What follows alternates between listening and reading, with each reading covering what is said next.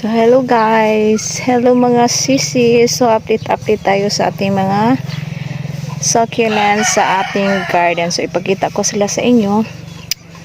Same lang. Then, merong nadagdag. Meron ding mga natigi. So, yan ang mga bago na kung mga ripat na mga cactus. Yan, may tumubo na. Yun, dito lang yun. Yun na, tumubo na yung mga green na. Yan. Meron din akong mga stinky. So, iba-iba yan. Yan, gumaganda na siya. Ang ganda na niya. Dan, ipakita ko lang sa inyo. Ito, dehydrated to. Binotom water ko. Yan, merong mga nasira. Ganyan. Kasi sobrang init talaga dito. Yan ang ating ebony. Ano nangyari na sa ating ebony?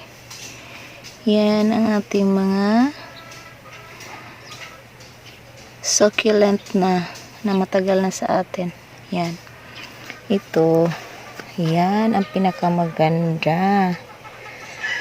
Ang butsyog-butsyog na Purple Delight. Favorite ko yan. Sobrang favorite ko yan. Yan. Hindi pa naman nag-babies. Hindi ko naman kinat. Meron akong kinat na. Ang butsyog-butsyog na mga babies niya. Oh. Look, ang mga butsyog. Yan, ang ating hakuho na sobrang laki na. Oh. See? 1 year pa lang ito. 1 year and 1 month. Under my care. Itong mga big succulent na ito. Nagwa 1 year pa ito sa akin. Ito almost 5 months pa lang. Under my care. Ang laki na din niya. Oh. Yan. Sana hindi masira sa sobrang init. Ang ating hako sobrang laki. Oh. Yan. Ang ating variegated flapjack. So, nagka-dot-dot na ito, black dot. Pero, nung na-open, so sa init na siya, shaded na siya sa ito, nawala yung dark spot niya. So, kulang lang siya ng init.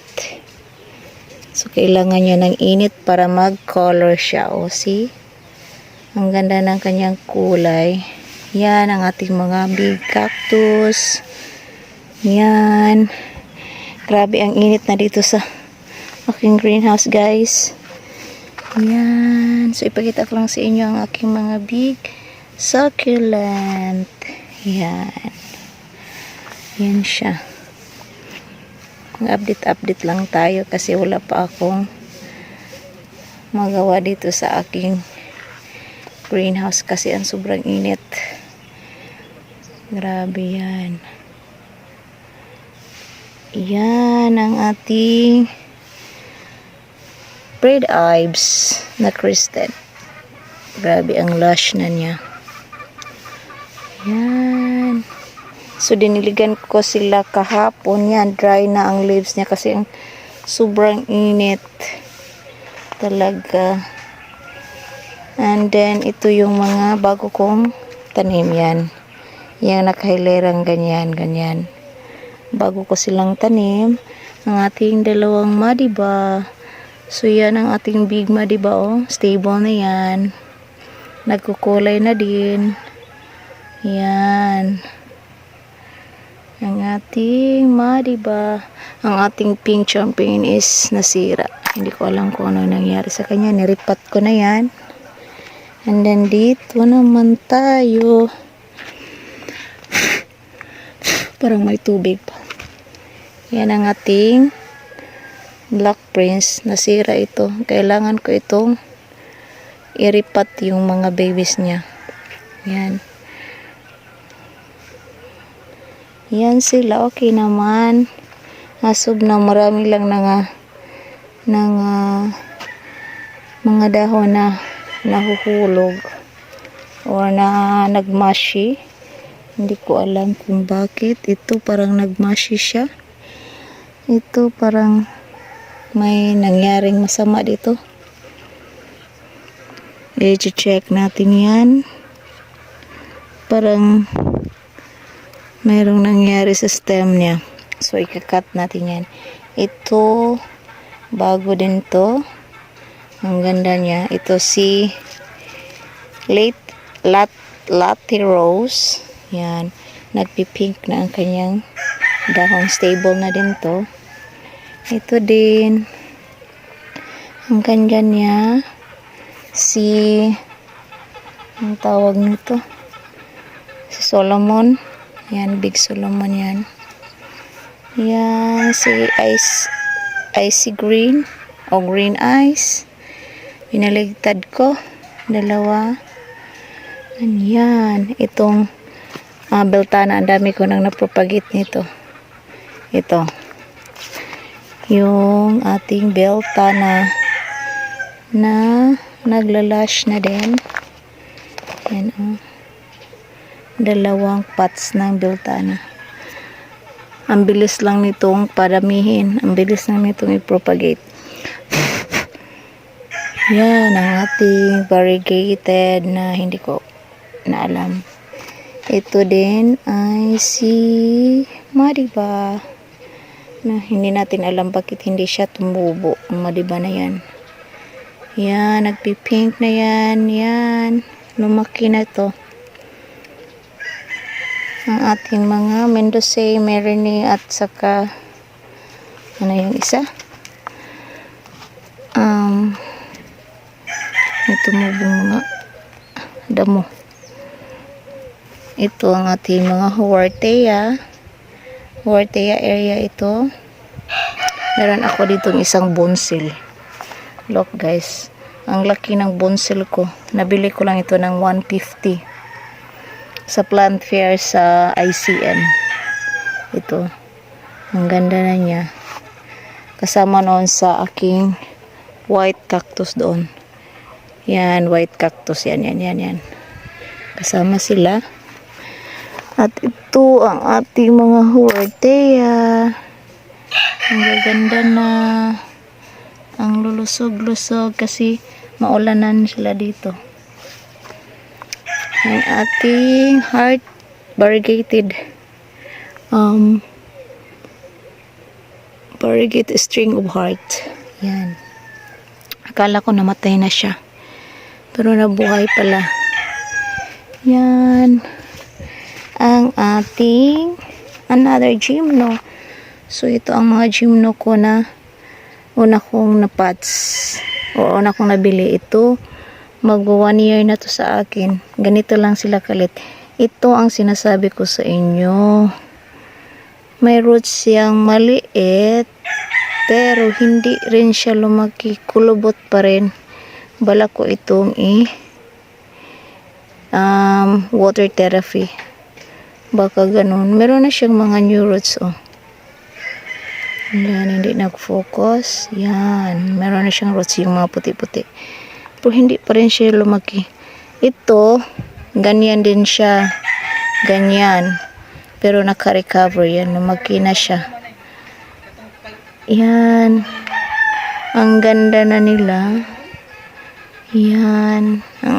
Ito hybrid ito. Ang cactus na ito. Ang late-late lang nito nang nabili ko. Yan, lumaki na siya. So, yan lang update natin. Basta pa tong soil mix niya. Kasi kahapon pa ako nagdidilig ng kanilang pots. So, ito ang ating mga lola. Then, ano pa?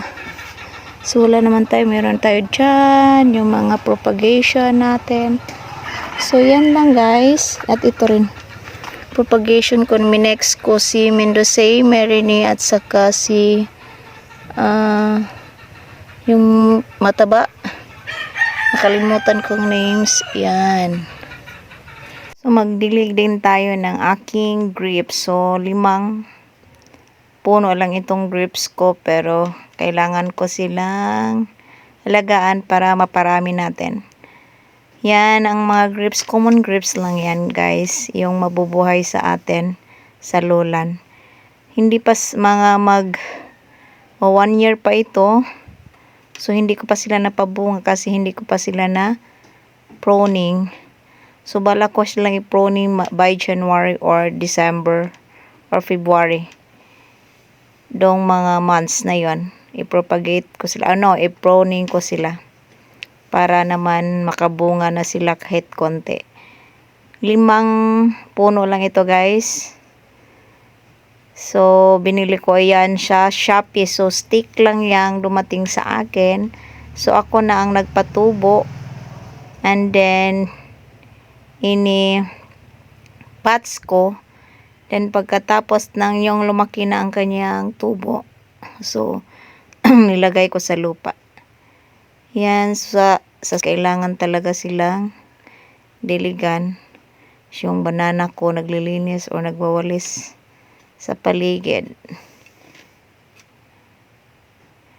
Tulong-tulong kami sa mga paglilinis dito sa aming paligid o sa aming backyard. So nasa ibabaw lang to ng aking greenhouse. So aking greenhouse nandoon sa kabilang side. Iyan, kailangan ko sa talaga silang diligan araw-araw kasi grabing init dito sa amin. Kahit bare na, sobrang init.